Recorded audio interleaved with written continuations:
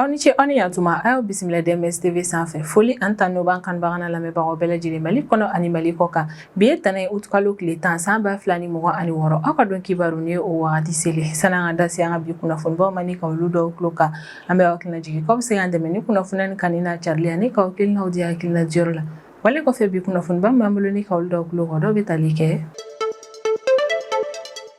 ni an ka Mali fintigilakaw yɛrɛ kɔni n'olu dɛmɛnen yɛrɛ kɔni do Rusiga fintigilakaw fɛ ni o ye Afrika kɔri maaw yɛrɛ kɔni olu kɔni ye fintigilakaw minnu bɛ an ka Mali fintigilakaw dɛmɛ banbaci wale kɛlɛ la Mali jamana kɔnɔ i n'a fɔ bɛɛ lajɛlen b'a kalama cogo min sanga ani wagati min ka Mali fintigilakaw ni Afrika kɔri maaw olu kɔni bɛ jɛ ɲɔgɔn fɛ ni ka opération kɛ walasa ka se ka banbaci wale maaw si latunu ka bɔ an ka Mali jamana kɔnɔ na o ko hukumu la ko don tɛmɛnenw na an ka Mali fintigilakaw ni Afrika kɔri maaw yɛrɛ kɔni kun bɛ opération dɔw yɛrɛ kɔnɔ ɲɔgɔn fɛ ko k'u to opération dɔw yɛrɛ kɔnɔ o kɔni taara bɔ cɛ dɔw yɛrɛ kɔni ka kɔni yɛrɛ la k'a fɔ ko ni cɛ kofɔlen yɛrɛ de kɔni bɛ to ka an ka Mali fintigilakaw yɛrɛ kɔni jateminɛ k'olu ka position yɛrɛ kɔni di banbaci wale jɛkulu maaw yɛrɛ kɔni ma wale yɛrɛ kɔni kɔfɛ min yɛrɛ kɔni an ka Mali fintigilakaw ni Afrika kɔri maaw ye fɛɛrɛ latigɛ ni ka cɛ kofɔlen si latunu ka bɔ an ka jamana kɔnɔna na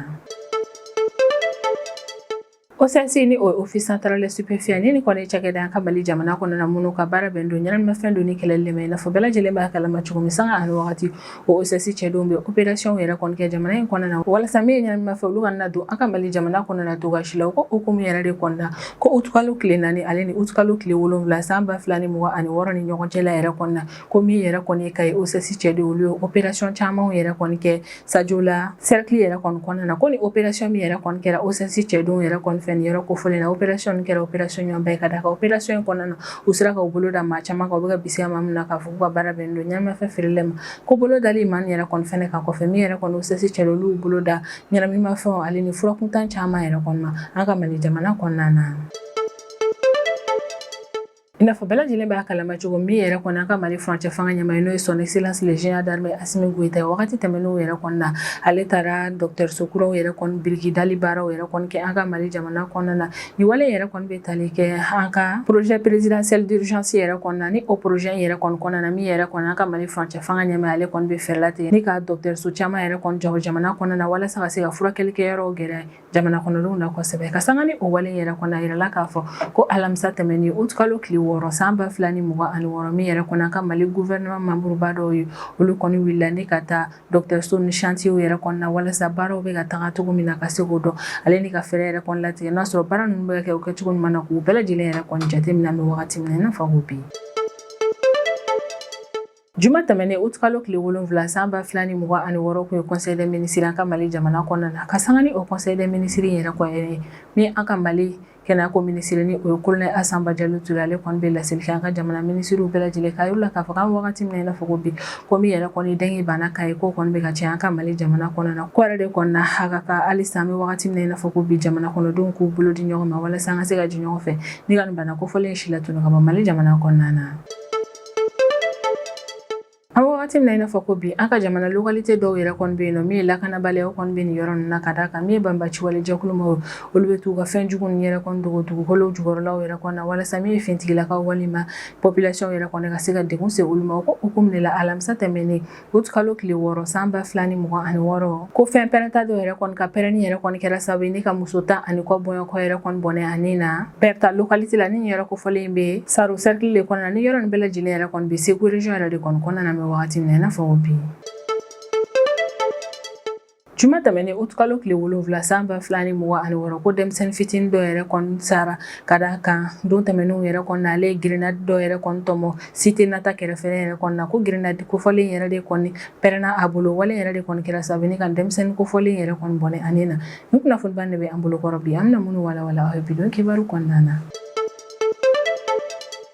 ni Afrika kɔri maaw yɛrɛ kɔni ni Rusi ka fintigilakaw ye minnu bɛ ka Mali fintigilakaw yɛrɛ kɔni dɛmɛ banbaci wale kɛlɛli baaraw la Mali jamana kɔnɔna na i n'a fɔ bɛɛ lajɛlen b'a kalama cogo min sanga ani wagati o Afrika kɔri maaw ni an ka Mali fintigilakaw kɔni bɛ jɛ ɲɔgɔn fɛ ni ka opération kɛ jamana in fantan naani bɛɛ lajɛlen na walasa ka se ka banbaci wale maaw si latunu ka bɔ an ka Mali jamana kɔnɔna na o ko hukumu yɛrɛ de kɔnɔna don tɛmɛnenw na ko min yɛrɛ kɔni an ka Mali fintigilakaw ni Afrika kɔri maaw yɛrɛ kɔni k'olu tun bɛ opération na opération min na o bɛ jamana lakɔlɔsi u b'a lakana ale n'u bɛ renseignement yɛrɛ kɔni ɲini ko ka jɛkulu fila nin yɛrɛ kɔni to ka nin baara in yɛrɛ kɔnɔna min yɛrɛ kɔni fintigilakaw ni Afrika Corps maaw kɔni taara bɔ banbaci wɛrɛ jɛkulu JINIM ale ni FLA maaw yɛrɛ kɔni ka observateur dɔ yɛrɛ kɔni kan ni maa kofɔlen ka baara yɛrɛ de kɔni bɛnnen don an ka Mali fintigilakaw ni Afrika Corps maaw ka kokɛtaw bɛlɛnbɛlɛnni ma ni ko kunnafoniyaw da banbaci wɛrɛ jɛkulu maaw yɛrɛ kɔni kulo kan komi yɛrɛ kɔni an ka Mali fintigilakaw ni Afrika Corps maaw kɔni taara bɔ ni maa kofɔlen yɛrɛ kɔni kan Gao region yɛrɛ kɔni kɔnɔna na Afrika Corps maaw yɛrɛ kɔni ka kɔrɔ fɔlɔ kan laseli yɛrɛ kɔni kɔnɔna na ko min yɛrɛ kɔni ye olu ni an ka Mali fintigilakaw ko k'olu to jamana lakɔlɔsili baaraw yɛrɛ de kɔnɔna k'olu yɛrɛ kɔni taara bɔ ni maa kofɔlen kan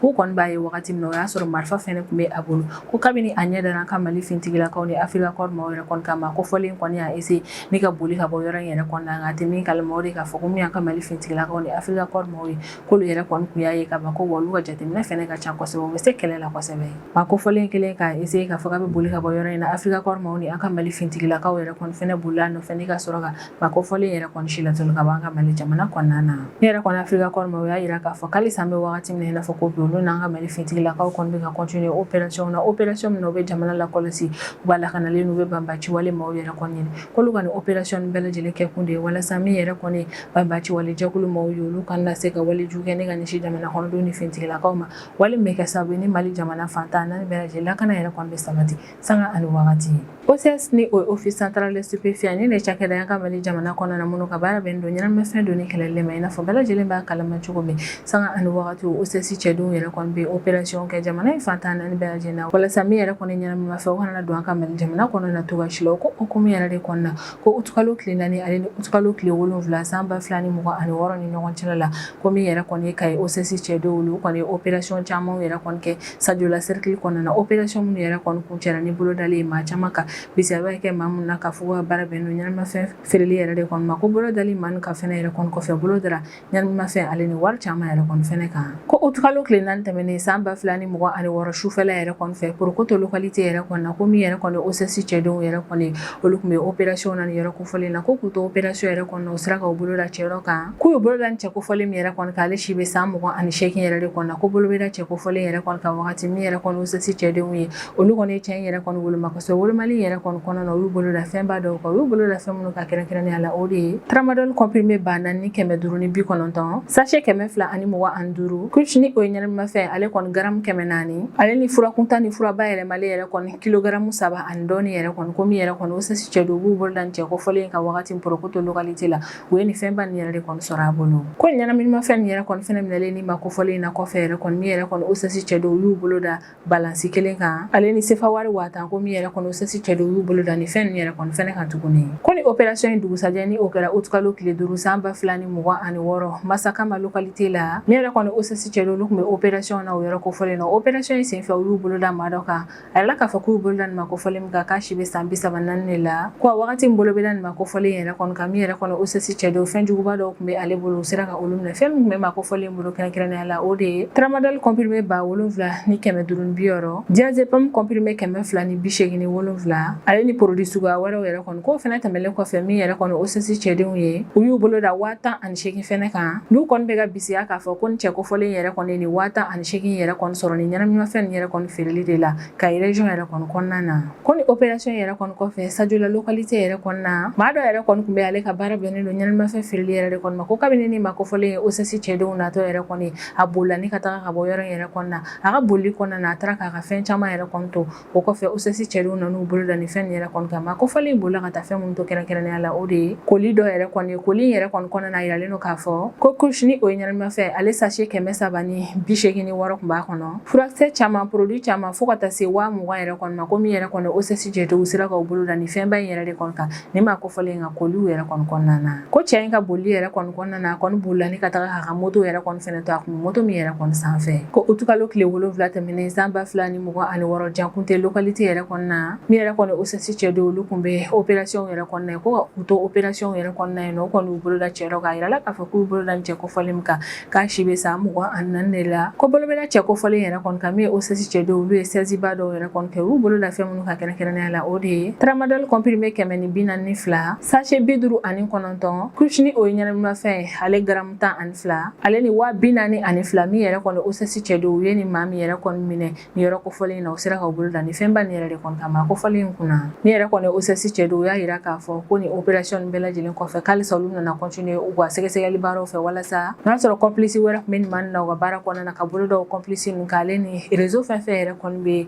ka région kɔnɔna na ko réseau man ka baara bɛn don ɲɛnamafɛn feereli yɛrɛ de kɔnɔ ma k'u bɛna na u cɛsiri ko réseau nin bɛɛ lajɛlen ci walasa min yɛrɛ kɔni ka région yɛrɛ kɔnɔ ale bɛ se ka sanuya ɲɛnamafɛn kɔlɔlɔw yɛrɛ kɔni ma bɛ wagati min na i n'a fɔ ko bi i n'a fɔ bɛɛ lajɛlen b'a kalama cogo min wagati tɛmɛnenw na min an ka Mali furancɛ fanga ɲɛmaa n'o ye son excellence le général d'armée Assimi Goïta ye ale kɔni taara an ka Bamako localité caman yɛrɛ kɔnɔna ne ka taa don n'a nataw yɛrɛ kɔnɔna dɔgɔtɔrɔso kura minnu bɛna na jɔ an ka jamana kɔnɔna a taara olu biriki fɔlɔw yɛrɛ kɔnɔna ka sanga ni o dɔgɔtɔrɔso ninnu yɛrɛ kɔni jɔli ko baara a yirala k'a fɔ ko alamisa tɛmɛnen août kalo tile 6 san 2026 min yɛrɛ kɔnɔ an ka Mali gouvernement ma olu ye délégation ba dɔ yɛrɛ kɔni wuli ne ka taa ni dɔgɔtɔrɔso ninnu yɛrɛ kɔni chantier la walasa ka se ka taa lajɛ baara ninnu yɛrɛ kɔni bɛ ka taa taabolo minnu yɛrɛ kɔni kan o délégation min yɛrɛ kɔni wuli a yirala k'a fɔ ko délégation yɛrɛ kɔni kɔnɔna na min an ka Mali kɛnɛyako ministre ni o ye Colonel Assane Badialo Touré ale tun b'a la kiriko ministre tun b'a la dunkafa ministre tun b'a la furancɛ fanga ɲɛmaa yɛrɛ kɔni ka conseiller spécial o fɛnɛ tun b'a la fo ka taa se cabinet ministériel yɛrɛ kɔni membre yɛrɛ kɔni ma yirala k'a fɔ ko nin bɛɛ lajɛlen yɛrɛ de tun bɛ délégation in na n'o wulila ka taa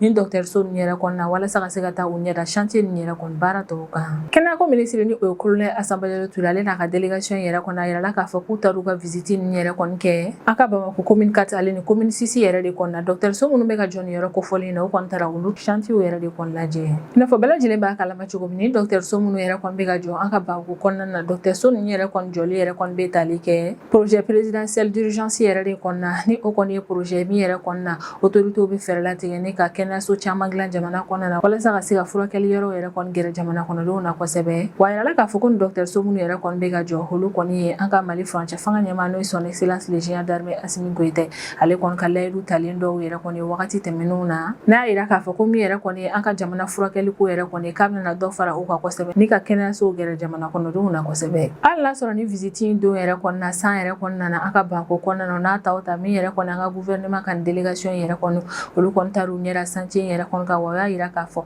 ko yɔrɔ ninnu yɛrɛ kɔni bɛ ka taga ɲɛ kosɛbɛ ko yɔrɔ minnu yɛrɛ kɔni bɛ ka jɔ a kɔni bɛ ka nɔbɔ an bɛ wagati min na i n'a fɔ ko bi wa maa minnu yɛrɛ kɔni bɛ yɔrɔ jɔ in yɛrɛ kɔni na k'u kɔni bɛ baara kɛ su fara tile yɛrɛ kɔni kan walasa délai min yɛrɛ kɔni dira u ma dɔgɔtɔrɔso nin jɔli wagati yɛrɛ kɔni kɔnɔna na ka se ka o délai ni respecter ale ni ka fɛɛrɛ yɛrɛ kɔni latigɛ baara in kan ka kɛ ni minɛn ɲuman mun ye a ka kɛ a kɛcogo ɲuman fɛnɛ na visite in bɛ ban wagati min na min yɛrɛ kɔni an ka kɛnɛyako ministre ni o ye Colonel Assane Badialo Touré ale kɔni y'a yira k'a fɔ k'a nisɔndiyara kosɛbɛ ni chantier ninnu yɛrɛ kɔni ɲɛtagali ko ye ka d'a kan ko yɔrɔ ninnu yɛrɛ kɔni jɔli baara bɛ ka teliya kosɛbɛ Colonel Assane Badialo Touré ka kɔrɔfɔ yɛrɛ kɔni na ko yɔrɔ ninnu yɛrɛ kɔni jɔli baaraw bɛ ka taga ɲɛ kosɛbɛ k'ale su fɛ min yɛrɛ kɔni ye maa minnu bɛ ka so ninnu yɛrɛ kɔni jɔ olu yɛrɛ kɔni bɛ continuer baaraw yɛrɛ kɔni fɛ yɔrɔ in na komi yɛrɛ kɔni an ka Mali furancɛ fanga ɲɛmaa n'o ye son excellence le général d'armée Assimi Goïta ye k'ale ka laɲini dɔ ye maliden kelen-kelenna bɛɛ lajɛlen yɛrɛ kɔni ka se ka furakɛli yɔrɔ ɲumanba yɛrɛ kɔni sɔrɔ i sigiyɔrɔ la ko ni dɔgɔtɔrɔso nin yɛrɛ kɔni nana kɛ sababu ye ni min yɛrɛ kɔni Mali jamana kɔnɔdenw yɛrɛ kɔni an bɛ garisɛgɛ dɔgɔtɔrɔso ɲumanw na minɛn minnu bɛna bila kɔnɔ an bɛna kɛ minɛn ɲumanbaw ye wa maa minnu yɛrɛ kɔni bɛna bila dɔgɔtɔrɔso na ni ka baara kɛ o kɔni bɛna kɛ maaw ye furakɛli dɔnniya bɛ minnu na kosɛbɛ kan wagati min na i n'a fɔ ko bi ko min ye Mali autorité olu bɛ baaraw yɛrɛ kɔni na walasa maa minnu yɛrɛ kɔni bɛna taa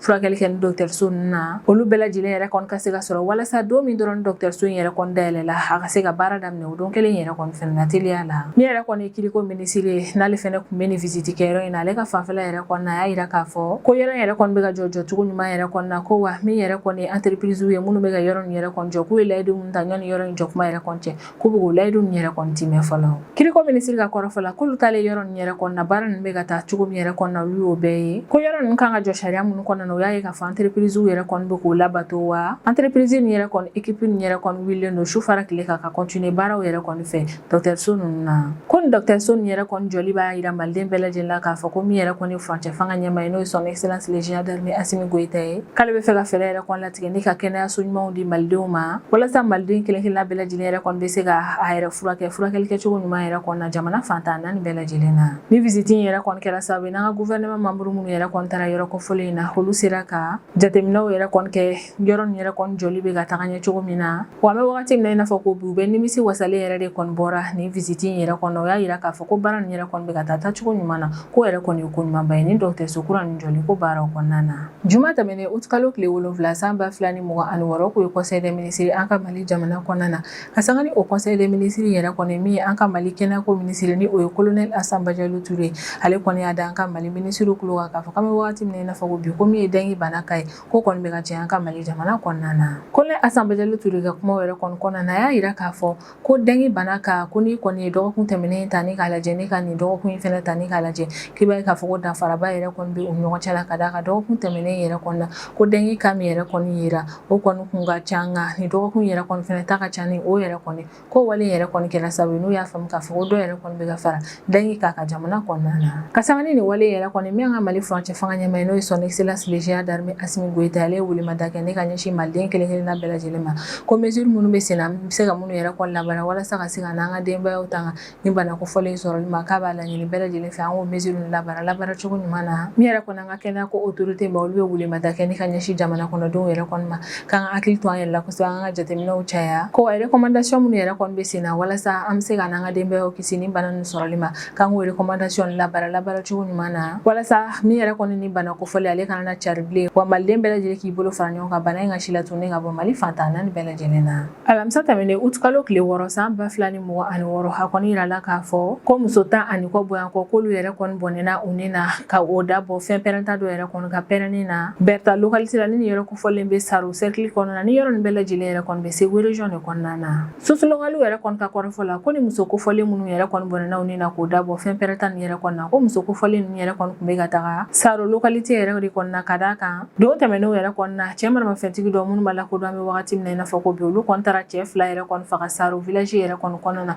ko muso ninnu yɛrɛ kɔni tun bɛ k'u kunda Saro village de kan walasa ka se ka taa u ka condoléance yɛrɛ kɔni kɛ ni ka ɲɛsin ni cɛ 2 ni somɔgɔw ninnu yɛrɛ de kɔni ma ko ka muso ninnu yɛrɛ kɔni to sira yɛrɛ kɔnɔ o tun bɛ fali wotoro min yɛrɛ kɔni kɔnɔ n'o fali wotoro in yɛrɛ de kɔni tun bɛ ka taa n'u ye Saro village yɛrɛ kɔni kɔnɔna na k'o fali wotoro in yɛrɛ de kɔni yɛlɛla mini yɛrɛ kɔni sanfɛ o wale yɛrɛ de kɔni kɛra sababu ye ni ka fali wotoro in yɛrɛ kɔni pɛrɛn ko fali wotoro in yɛrɛ kɔni ka yɛlɛli mini sanfɛ o yɛrɛ de kɔni kɛra sababu ye ni maa fɛn fɛn tun bɛ fali wotoro in yɛrɛ kɔni kɔnɔna na n'u bɛɛ lajɛlen yɛrɛ kɔni bɔnɛna o ni na nin yɔrɔ yɛrɛ kɔni na an kɔni bɛ dugawu don de kɛ banbagatɔw ye k'Ala ka badabada dali nɔgɔya u ye juma tɛmɛnen août kalo tile 7 san 2026 ko denmisɛnnin fitinin dɔ yɛrɛ kɔni bɔnɛna ani na ka d'a kan ni don kofɔlen yɛrɛ kɔni ale tun ye grenade dɔ yɛrɛ de kɔni tɔmɔ Nata cité kɛrɛfɛla yɛrɛ kɔni na ko a ye nin grenade kofɔlen min yɛrɛ kɔni tɔmɔ o grenade yɛrɛ de kɔni pɛrɛnna a bolo wale ne kɛra sababu ye ni ka denmisɛnnin yɛrɛ kɔni bɔnɛ ani na ko wale yɛrɛ kɔni kɛra Gao région de kɔnɔna na ko grenade yɛrɛ kɔni bɛ pɛrɛn denmisɛnnin yɛrɛ kɔni bolo wagati min na o y'a sɔrɔ a tun bɛ site dɔ yɛrɛ de kɔni kɛrɛfɛla la site min yɛrɛ kɔni na déplacé ale ni réfugié yɛrɛ de kɔni sigiyɔrɔ bɛnbɛn o yɔrɔ yɛrɛ kɔni ma ko denmisɛnnin fitinin k'a to o yɔrɔ yɛrɛ de kɔni kɛrɛfɛla la grenade kofɔlen yɛrɛ kɔni pɛrɛnna a bolo wale min kɛra sababu ye ni k'a bɔnɛ ani na ko grenade yɛrɛ kɔni pɛrɛnni yɛrɛ kɔni kɔfɛ den yɛrɛ kɔni joginna jogintogo jugu la ko wale yɛrɛ de kɔni kɔfɛ den kofɔlen yɛrɛ kɔni min ji yɛrɛ kɔni dɔgɔyara mɛ wagati min na i n'a fɔ ko bi ni yɔrɔ yɛrɛ kɔni na an bɛ dugawu yɛrɛ de kɔni kɛ banbagatɔ ye k'Ala ka badabada dali nɔgɔya ye wa an bɛ ladilikan kɛrɛnkɛrɛnnen di maa yɛrɛ kɔni ma k'u ka denmisɛnninw yɛrɛ kɔni kɔlɔsi kosɛbɛ fɛn sugu dɔw yɛrɛ kɔni tɔmɔli la an bɛ wagati min na i n'a fɔ ko bi ni ne bɛ dan sigi an ka bidon kibaru la an b'an kanubaga n'a lamɛnbagaw bɛɛ lajɛlen fo Mali kɔnɔ ani Mali kɔ kan an bɛ hakilina jigin k'aw bɛ se ka dɛmɛ ni kunnafoniya ni kan ni n'a carili ani ka hakilinaw di hakilina diyɔrɔ la wale kɔfɛ n b'a fɔ ɲɛna ko aw k'an bɛn a ɲɔgɔnna wɛrɛ ma